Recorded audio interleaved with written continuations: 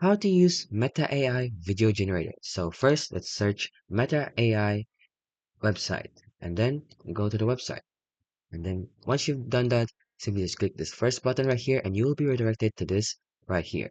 So in order to generate videos, take note though that it has a limited capabilities on generating videos.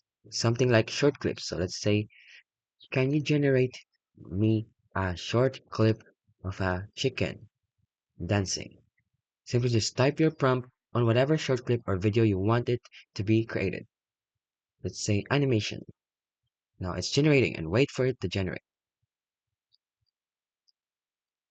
Wait for it to load and it should be able to create for you.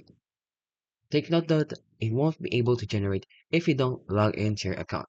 So simply first log into your account or your messenger and then ask it or prompt it to generate some videos or clips for you. And once you've done that, you'll be able to generate videos or clips on Meta AI.